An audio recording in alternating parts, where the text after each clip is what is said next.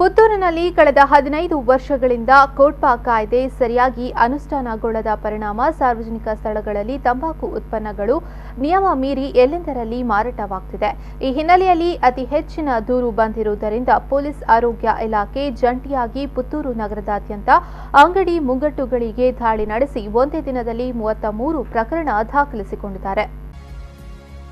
ಆರೋಗ್ಯ ಇಲಾಖೆಯ ಹಿರಿಯ ಆರೋಗ್ಯ ನಿರೀಕ್ಷಕ ರವಿಶಂಕರ್, ಕ್ಷೇತ್ರ ಶಿಕ್ಷಣಾಧಿಕಾರಿ ವಿಷ್ಣುಮೂರ್ತಿ, ಜಿಲ್ಲಾ ತಂಬಾಕು ನಿಯಂತ್ರಣ ಕೋಶಾಧಿಕಾರಿ ಶ್ರುತಿ, ರಾಜ್ಯ ತಂಬಾಕು ನಿಯಂತ್ರಣ ಕೋಶದ ವಿಭಾಗೀಯ ಸಂಯೋಜಕ ಸಂಪತ್ ಹಾಗೂ ಪುತ್ತೂರು ನಗರ ಪೊಲೀಸ್ ನೇತೃತ್ವದಲ್ಲಿ ನಗರದ ಪ್ರಮುಖ ಅಂಗಡಿ ವ್ಯಾಪಾರ ಕೇಂದ್ರಗಳಿಗೆ ದಾಳಿ ನಡೆಸಿ 33 ಪ್ರಕರಣ ದಾಖಲಿಸಿಕೊಂಡಿದ್ದಾರೆ.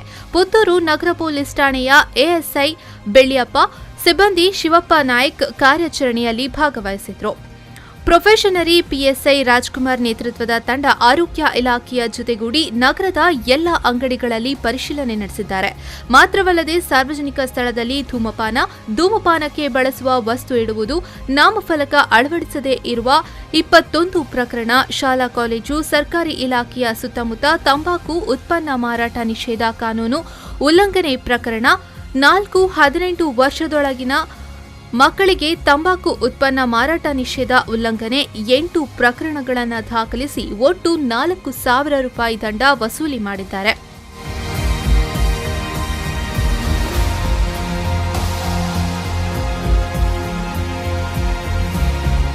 ಪುತ್ತೂರು ನಗರಾದ್ಯಂತ ಅಂಗಡಿ ಮುಗ್ಗಟ್ಟುಗಳಿಗೆ ಪೊಲೀಸ್ ಆರೋಗ್ಯ ಇಲಾಖೆ ಜಂಟಿ ದಾಳಿ ನಡೆಸಿ ಕೋಟ್ಪಾ ಕಾಯ್ದೆ ಸರಿಯಾಗಿ ಅನುಷ್ಠಾನಗೊಳಿಸುವಂತೆ ಹಲವರಿಗೆ ಸೂಚಿಸಲಾಗಿದೆ.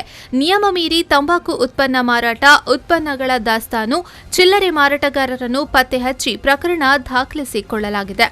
ಪ್ರೊಫೆಷನರಿ ಪಿಎಸ್ಐ ರಾಜ್ಕುಮಾರ್, ಜಿಲ್ಲಾ ತಂಬಾಕು ನಿಯಂತ್ರಣ ಕೋಶಾಧಿಕಾರಿ ಶ್ರುತಿ, ರಾಜ್ಯ ತಂಬಾಕು ನಿಯಂತ್ರಣದ ಕೋಶದ ವಿಭಾಗೀಯ ಸಂಯೋಜಕ ಸಂಪತ್ ಮುಂತಾದವರು ಹಾಜರಿದ್ದರು. ಅನೀಶ್, ವಿ4 ನ್ಯೂಸ್ 24/7 ಪುತ್ತೂರು.